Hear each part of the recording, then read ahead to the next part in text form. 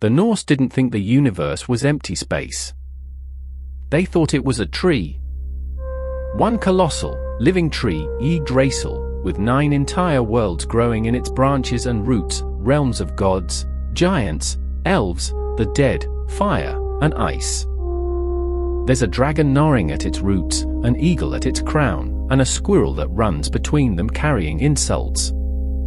Today we're climbing the whole tree, realm by realm, and by the end you'll understand the entire structure of the Norse cosmos. At the center of everything stands Yggdrasil, the world tree, an immense ash tree so large that its branches stretch over all the heavens and its roots reach down into the deepest realms. It is not just a tree in the universe, it is the universe.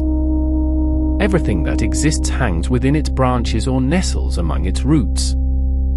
And Yggdrasil is alive in every sense. It suffers, it's under constant attack, and it's tended like a patient. 3 great roots spread out from its base, and beneath each root lies a well or a spring. One root reaches toward the realm of the gods, where the wisest beings draw water to keep the tree alive. Another reaches toward the well of wisdom, where Odin sacrificed his eye. A third reaches down toward the cold and the dead. The Norse pictured a whole ecosystem living on the tree. An eagle of great knowledge sits at the very top. A dragon named Nhggr gnaws endlessly at the roots from below, trying to kill the tree. And a squirrel named Ratatoska races up and down the trunk all day, carrying insults back and forth between the eagle and the dragon, keeping their feud alive. The image is strange and beautiful, the universe as a single living organism, holding 9 worlds, slowly being eaten and endlessly being healed. High in the branches sit the realms of the gods and the bright beings. First, Asgard, the home of the Aesir, the main tribe of gods, Odin, Thor, Frigg, Tyr, Balder. Asgard is a fortified realm of golden halls, and the greatest of them is Valhalla, Odin's Hall of the Slain, with its roof of shields. Asgard is connected to the world of humans by Bifrost, the Rainbow Bridge, a shimmering arc of fire and color guarded by the watchman Heimdall, who never sleeps and can see to the ends of the world. Second is Vanaheim, home of the Vani, an older tribe of gods associated with fertility, nature, the sea, and magic. The Aesir and the Vani actually fought a war long ago, the first war in the cosmos, before exchanging hostages and making peace. That's how gods like Freyr and Freyja, born Vani, came to live in Asgard. Third is Alfheim, the realm of the light elves, beings described as more beautiful than the sun, radiant and benevolent. These upper worlds are the realms of order, light, and divine power, the higher end of the Norse cosmos. In the center of the tree is Midgard, and Midgard is us. It's the realm of human beings, the middle enclosure. The Norse imagined it as an island of order surrounded by a vast ocean, and called in that ocean is Jormungandr, the world serpent, so enormous it wraps all the way around Midgard and bites its own tail. Midgard was created, you'll remember, from the body of the giant Ymir, and it's connected to Asgard above by the Rainbow Bridge. It's the one realm where gods, giants, and the dead all intersect with mortal life. Right beside Midgard, and this is important, is Jotunheim, the realm of the giants, the Jotnar. The giants are the great antagonists of the Norse cosmos, forces of chaos, wild nature, and raw elemental power, constantly in tension with the gods of order. But it's not a simple good versus evil split. The gods regularly travel into Jotunheim, trade with giants, outwit them, fight them, and marry them. Odin's mother was a giantess. Thor's mother was a giantess. Loki was born a giant. The line between god and giant, order and chaos, is blurry and constantly crossed. The two realms sit side by side, locked in a relationship that's part war, part family, and that tension is the engine of half the myths. Descend toward the roots and you reach the deep and elemental realms. Down in the dark are the realms of the dwarves, master craftsmen who live underground and forge the greatest treasures in the cosmos.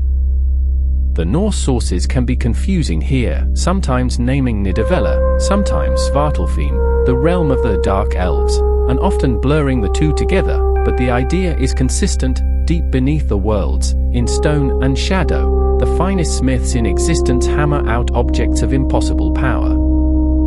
Nearly every great treasure in Norse myth came from these depths: Thor's hammer Mjolnir, Odin's spear, the golden ribbon that bound Fenrir, Freya's ship that folds into a pocket. The dwarves are the engine room of the cosmos. And then, at the two far extremes of the tree, are the primordial elemental realms, the oldest worlds, the ones that existed before everything else. Muspelheim, the realm of fire, a blazing, molten world of pure flame, home to the fire giants and ruled by Surtur, the giant who will one day burn the whole cosmos at Ragnarok. And its opposite, Niflheim, the realm of ice, mist, and primordial cold, a frozen, foggy world of darkness. In the beginning, the Norse said, there was only fire on one side and ice on the other, with a great void between them. When the fire and the ice met in that void, the melting created the first life, the giant Ymir. So fire and ice aren't just two more realms. They're the raw materials the entire universe was made from. The ninth realm lies deepest of all, Helheim, the realm of the dead. And here the Norse afterlife works very differently from what you might expect. Helheim is ruled by a goddess named Hel, a daughter of Loki, described as half a living woman and half a corpse, one side beautiful and one side rotting. Her realm is not a place of fiery torture. It's cold, misty, and grey, and crucially, it's not a punishment for the wicked. Helheim is simply where most people go, those who die of sickness, of old age, of anything other than a brave death in battle. The ordinary dead. Only warriors who fall gloriously in combat are taken up to Valhalla or to Freyja's Hall. Everyone else, the vast majority, goes down to hell. So the Norse afterlife wasn't divided by good and evil, like later ideas of heaven and hell. It was divided by how you died. That tells you what this culture valued above almost everything: courage in battle, a worthy death. Now step back and look at the whole tree. Gods of order in the branches. Humans in the middle, ringed by chaos. Craftsmen and elemental fire and ice in the deep roots. The dead at the bottom. A dragon eating the roots, an eagle at the crown, the whole thing slowly dying and being endlessly healed. The Norse universe is a living, struggling organism, beautiful, doomed, and always regenerating. It's a map not just of where things are, but of what the Norse believed the universe fundamentally is, a fragile order, surrounded by chaos, holding on. So the next time someone mentions the 9 realms, you'll know it's not just a list of cool names, it's a complete, living cosmos, hanging in the branches of a dying, regenerating tree, with order at the top, chaos at the edges, and the dead at the roots. The Norse looked at existence and saw something fragile and brave, a world worth defending even though the dragon never stops snoring. If you want to meet the beings of pure chaos that this whole structure is bracing against, the giants, and the monstrous children of Loki, subscribe. That's where we're going next.